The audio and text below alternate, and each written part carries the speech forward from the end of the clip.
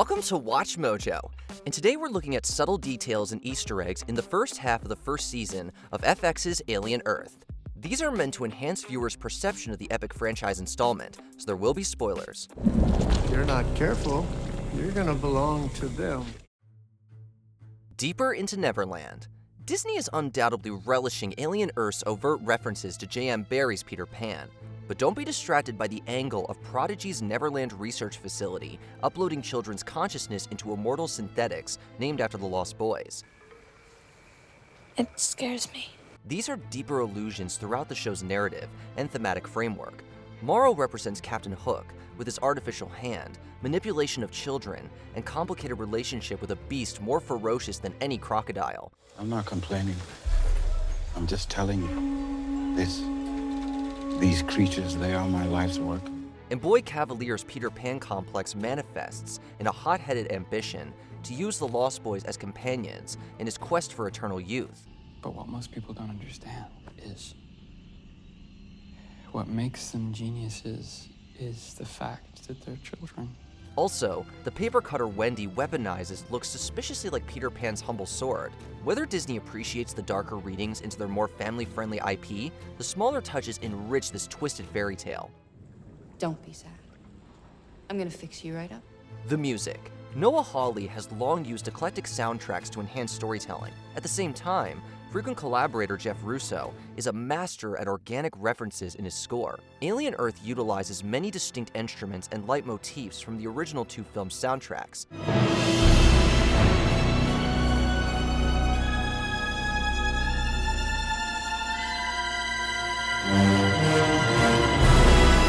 This harkens to a very specific tone. Although Maggie Phillips' music supervision is more jarring, the selection is telling, especially for the closing credits. Black Sabbath's The Mob Rules reflects Neverland's display of unqualified leadership against oncoming danger. Close the city and tell the people that something's coming to crawl. Mr. October ends with Wendy defying her directive to Tool's Stinkfist.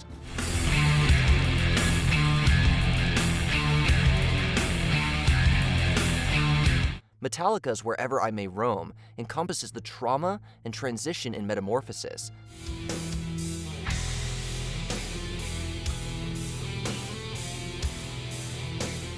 And in contrast, Ocean Sighs by Jane's Addiction closes observation by speaking to the character's isolation. Music can say a lot after all.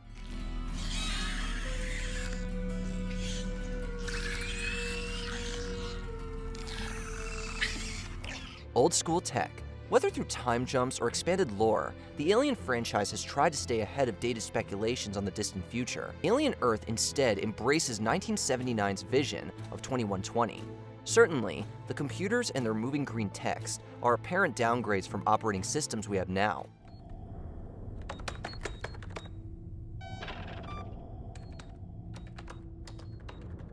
There are also set and costume designs that less explicitly anticipate the 1980s. Even the military takes on the Xenomorph with what appears to be pulse rifles, less developed than the heavy-duty weaponry we see in Aliens.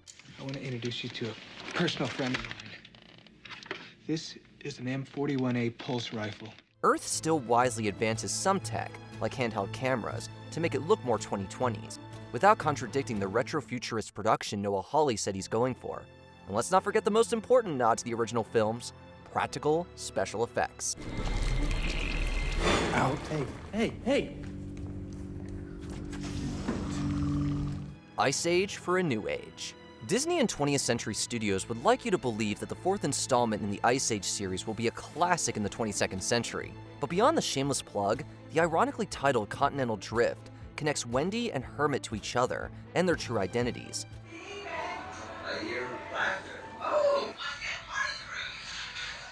Eavesdropping on her brother while he's watching the film grounds Wendy to the human child, Marcy, and Hermit, real name Joe, telling a robot to have a heart. Or face my fury. lifts Captain Gut's line. Now surrender your ship or face my fury. Hawley has acknowledged his personal connection to Continental Drift, which his son watched incessantly. Luckily, he's capable of turning nostalgia and corporate self-promotion into truly sophisticated characterization.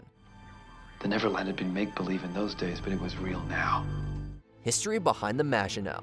The first scene of Alien Earth mirrors the leads in the original Alien waking up to breakfast and exposition. That still might not be enough to condition viewers to fully grasp the design of the USCSS Maginot. Every room on the space vessel, including the AI mainframe for MUTHUR 6000, closely resembles the USCSS Nostromo.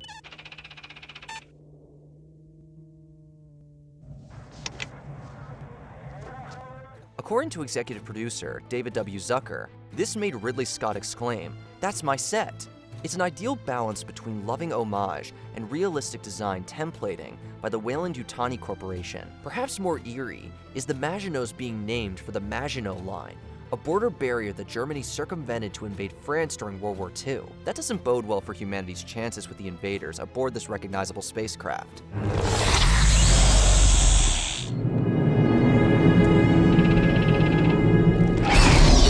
Recreated shots.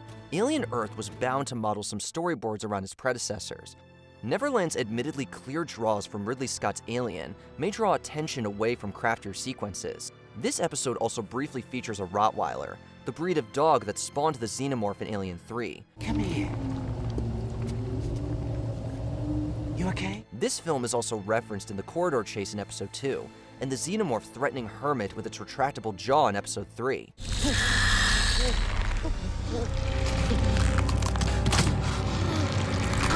Plus, the lab sequences resemble those in James Cameron's Aliens, just as the suit worn by Paul Reiser's character in that film matches the sycophantic Adam Ines's wardrobe on Earth. Are we in trouble?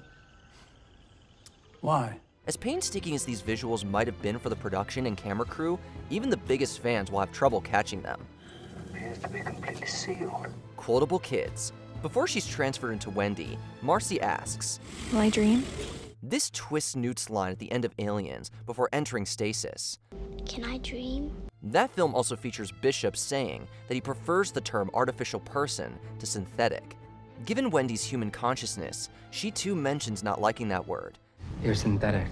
Oh, we don't like that word. And in Episode 3, Morrow ends a call to Slightly with, Don't let the bedbugs bite.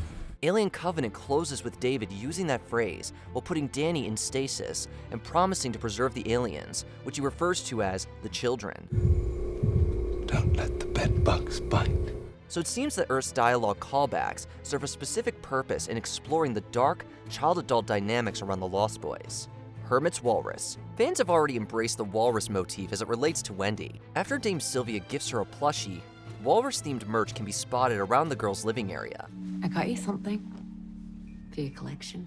In Episode 3, however, a sharp eye could spot the walrus tattoo on Hermit's left arm as he's being brought in for medical attention. It appears that he and his sister shared an interest in the animal before Marcy became Wendy, who now sees it as a lucky charm. This may not be a coincidence, as Sylvia has an unsettlingly thorough understanding of her patients and how to comfort them through the hybrid process, not since the Beatles has a walrus inspired such sinister fan theories. We never really talked about your new bodies, how they work. Kirsh and Roy Batty. Alien Earth features quite a few nods to 1982's Blade Runner. Dystopian settings like New Siam offer visual reference, while Kirsh makes the homage narratively essential. Think of how a scorpion must feel, trapped under glass, menaced by giants. The synthetic stylized corporate uniform and bleach white hair resemble the aesthetic of Roy Batty, the android replicant antagonist of Blade Runner. So too does his worldview of androids as being above the natural order humans naively challenge. But in the animal kingdom, there is always someone bigger or smaller who would eat you alive if they had the chance. His monologues and speaking mannerisms even echo Batty. This directly links the show's philosophical elements with artificial intelligence to the sci-fi classic Ridley Scott made after Alien. Considering Batty's role in it, Kirsh being the replicant's replicant may also hint at the fragility of his loyalty to less evolved humans. This creature is highly intelligent. Before we continue, be sure to subscribe to our channel and ring the bell to get notified about our latest videos. You have the option to be notified for occasional videos or all of them. If you're on your phone, make sure you go into your settings and switch on notifications. Episodic homages. The whole Alien franchise is sprinkled throughout Earth. but the storytelling in each of the first 4 episodes echoes the corresponding installment in the Alien quadrilogy. Neverland enigmatically dwells on world building, lyrical style, and class allegory. Never mind that the Maginot subplot basically condenses 1979's Alien. Get out of the way, Levis! Mr. October is a military-grade actioner, sidetracked by corporate politics and tragic familial bonding. The dark humor, alien infestation, and visual cues settle Alien's parallels. Metamorphosis reverse engineers Alien 3 with a similar standoff with the Xenomorph, followed by grim power play dialogues.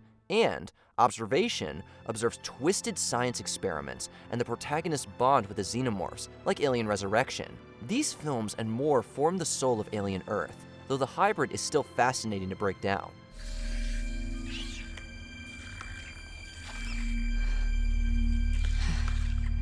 Are there some details in the first run of Alien Earth that we didn't even catch? Be on the lookout in the comments. I think when a hostile alien species decides to speak, one needs to ask why.